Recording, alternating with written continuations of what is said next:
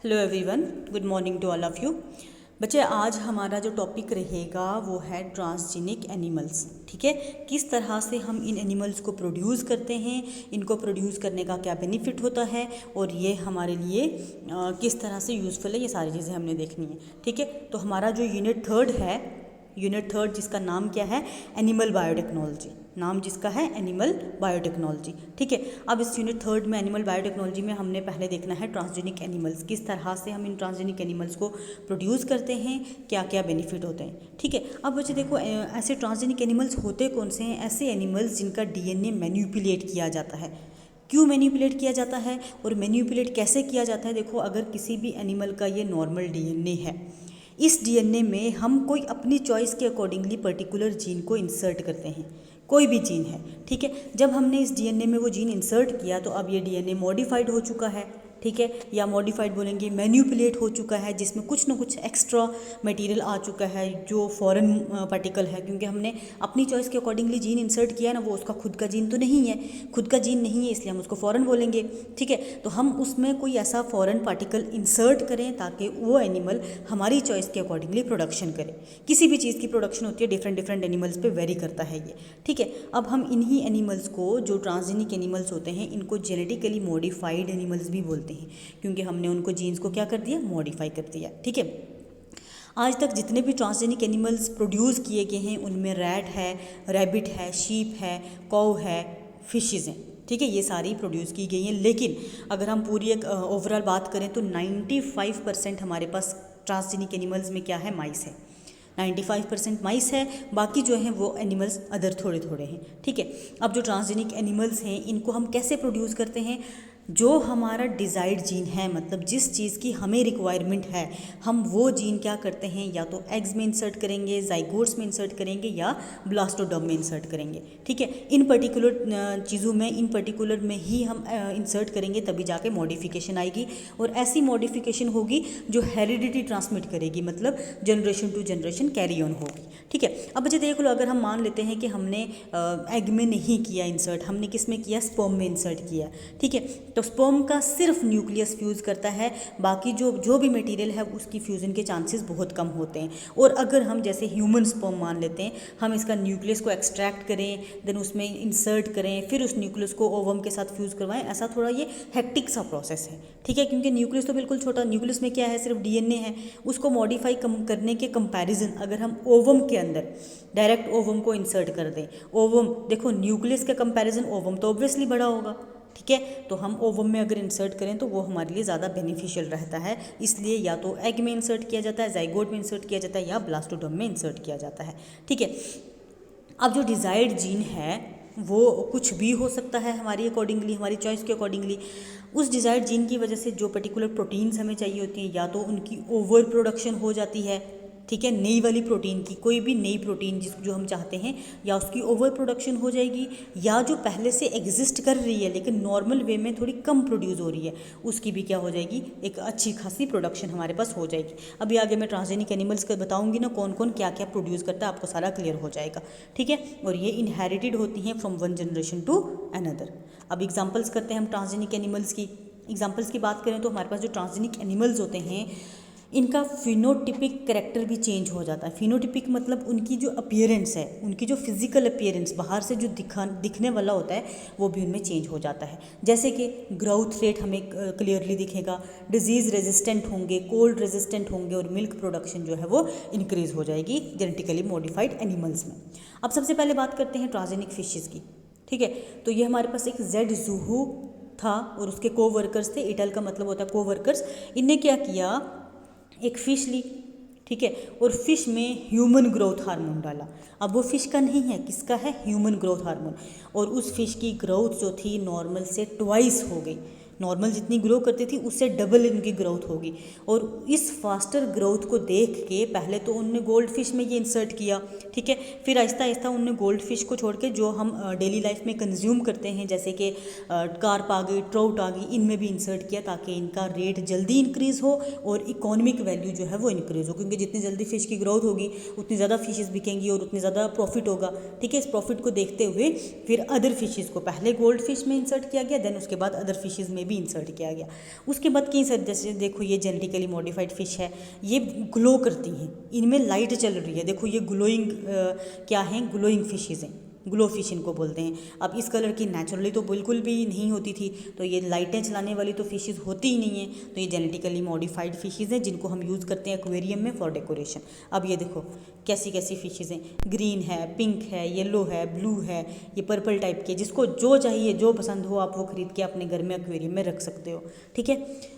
तो ये इस तरह से ये जेनेटिकली मॉडिफाइड फिशेज़ हैं। देखो अब इनको तो हम कंज्यूम करेंगे नहीं, इनको डेकोरेशन के लिए यूज़ करेंगे, तो इनमें हम पर्टिकुलर वही चीज़ ऐड करेंगे जो डेकोरेट करें, ठीक है। अब ये देखो इस तरह से एक्वेरियम में हरी नीली पीली फिशेज़ रखी हों तो देखने का मज़ा ही आ जाता है, नज़ारे जो हैं वो हो जाते हैं पूरे के पूरे, ठीक है। अब ये जेनेटिकली मॉडिफाइड फ़िश मैंने आपको बता दी। अब बात करते हैं एक और जेनेटिकली मॉडिफाइड फिश बनाई गई जिसमें एंटी फ्रीज़ प्रोटीन को डाला गया। एंटी फ्रीज़ प्रोटीन को क्यों डाला गया कि ताकि फ़िशेज़ जो हैं सर्दियों में भी आराम से उसी रेट से ग्रो करें, उसी रेट से सर्वाइव करें, ठीक है। जैसे कि सालमन फ़िश में इंट्रोड्यूस किया गया था एंटी फ्रीज़ प्रोटीन। उसके बाद बात करते हैं ट्रांसजेनिक बर्ड। अब जो ट्रांसजेनिक बर्ड्स हैं, आप बच्चों के माइंड में सबसे पहले यही क्वेश्चन आता होगा कि जो बाज़ार में ये 10-20 रुपए के वो हरे पीले नीले बच्चे जो भी मिलते हैं ना, छोटे छोटे बच्चे जो होते हैं, क्या वो जेनेटिकली मॉडिफाइड हैं? बिल्कुल भी नहीं।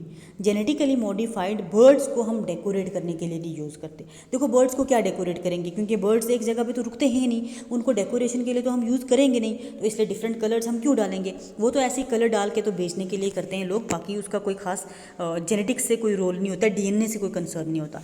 हम जो जेनेटिकली मॉडिफाइड बर्ड्स प्रोड्यूस करते हैं वो होते हैं वायरस रेजिस्टेंट, कि जो इनको डिजीज़ लगती हैं जिसकी वजह से वायरल डिजीज़ आपको पता है ना, अगर एक बर्ड को हो तो पूरे पोल्ट्री को हो जाती है, इतनी ईजिली स्प्रेड होती है और उसकी वजह से बहुत ज़्यादा नुकसान होता है। तो उस चीज़ को कंट्रोल करने के लिए जो है जेनेटिकली मॉडिफाइड बर्ड्स प्रोड्यूस किए जाते हैं, ताकि क्या हो उन बर्ड्स को डिजीज़ वगैरह ना लगे। बाकी कलरफुल नहीं होते, बिल्कुल नॉर्मल तरीके से होते हैं। उसके बाद बात करते हैं जेनेटिकली मॉडिफाइड मैमल्स की। मैमल्स में हम कौन कौन से यूज़ करते हैं, प्रोड्यूस करते हैं? माइस है, रैट है, रैबिट है, शीप है, पिग है और कौ है। ये पर्टिकुलर ऐसे एनिमल्स हैं जिनको हम प्रोड्यूस करते हैं। अब जो सबसे पहले ट्रांसजेनिक मैमल प्रोड्यूस किया गया वो हमारे पास क्या था? माउस, ठीक है। चूहा जो था उसको सबसे पहले वही मैमल हमने प्रोड्यूस किया। उसके बाद बात करें ट्रांसजेनिक शीप जो प्रोड्यूस की गई, उसमें क्या किया गया? ब्लड क्लॉटिंग फैक्टर डाला गया। जो ह्यूमंस, आपको मैंने क्लॉटिंग फैक्टर बताए थे, ब्लड क्लॉटिंग फैक्टर 9 जो क्या कराता है?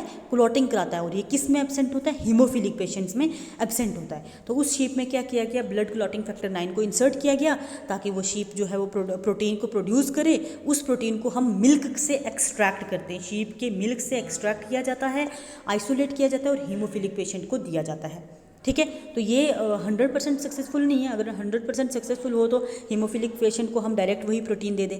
डिपेंड करता है सीवियरिटी पे। अगर किसी को नॉर्मल हीमोफिलिया तो उसको हम इजीली कंट्रोल कर सकते हैं, ठीक है। तो ये ट्रांसजेनिक शीप में हमने ये इंट्रोड्यूस किया। देन उसके बाद हमने ट्रांसजेनिक शीप्स प्रोड्यूस की जिसमें वूल की प्रोडक्शन बहुत ज़्यादा हो, ठीक है, क्योंकि वूल हमें चाहिए होता है अपने शॉल्स बनाने के लिए, अपने स्वेटर्स बनाने के लिए। तो वूल की प्रोडक्शन इंक्रीज़ करने के लिए हमने उनको जीन्स नए वाले इंसर्ट कर दिए, जिसकी वजह से उनकी वूल प्रोडक्शन इंक्रीज़ होगी। उसके बाद ट्रांसफिक्शन इन मॉलिक्यूलर फार्मिंग।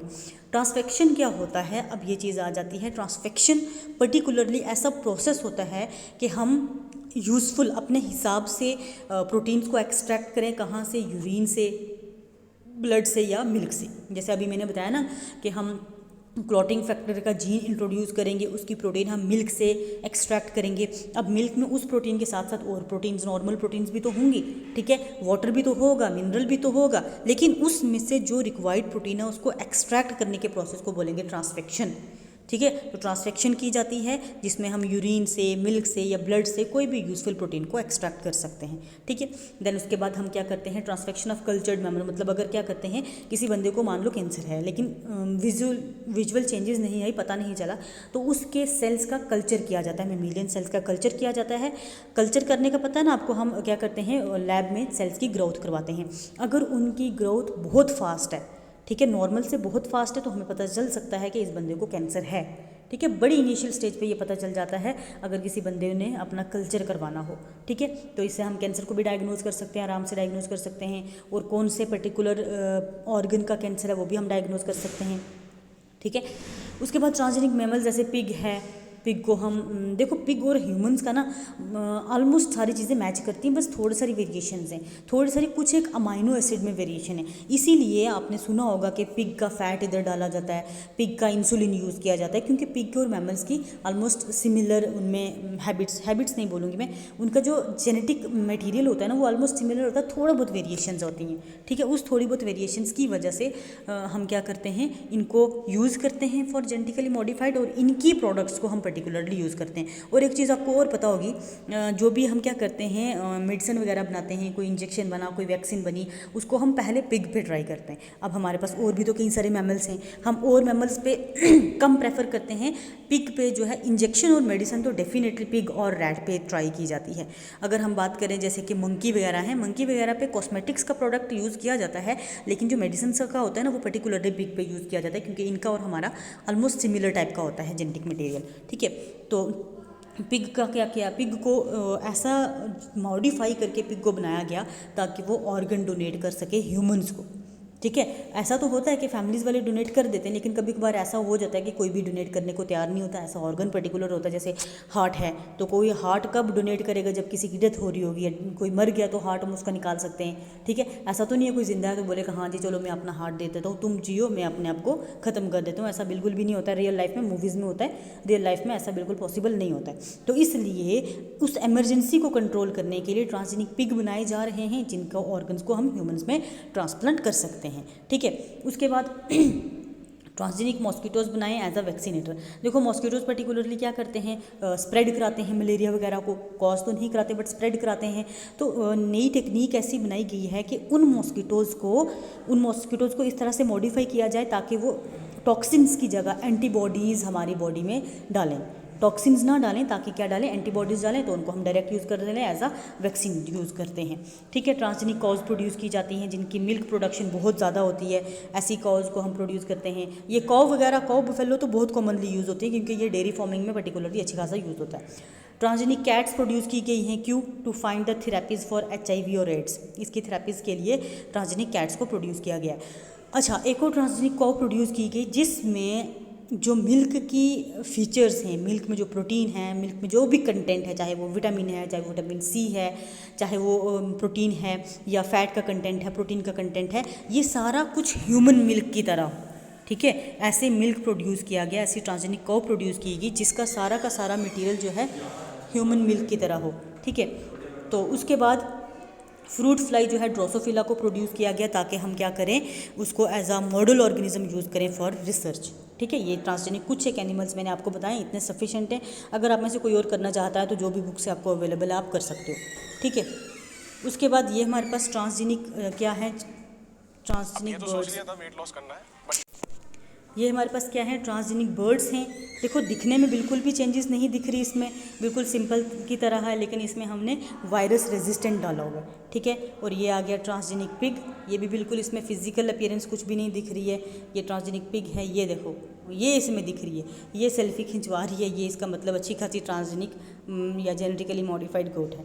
खैर ये एक मजाक था, ये ऐसे मैं बता रही हूँ। देखो बिल्कुल नॉर्मल गोट दिख रही है, कुछ भी नहीं है, लेकिन ये जेनेटिकली मॉडिफाइड है। इसकी मिल्क को हमने क्या किया हुआ है, मॉडिफाई किया, इस बेचारी को थोड़ी मॉडिफाई करना ज़्यादा।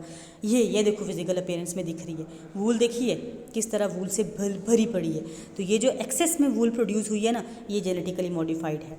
और उसके बाद ये जेनेटिकली मॉडिफाइड कौ है, इसमें भी कुछ खास चेंजेस नहीं दिख रही, लेकिन इसका जो मिल्क दिख रहा है वो अच्छा खासा दिख रहा है, तो मतलब मिल्क की प्रोडक्शन हमने इंक्रीज़ कराई है, ठीक है। तो आज हम यहीं तक रखते हैं, कोई भी कन्फ्यूज़न होगी आप मुझे पूछ लेना। Thank you so much.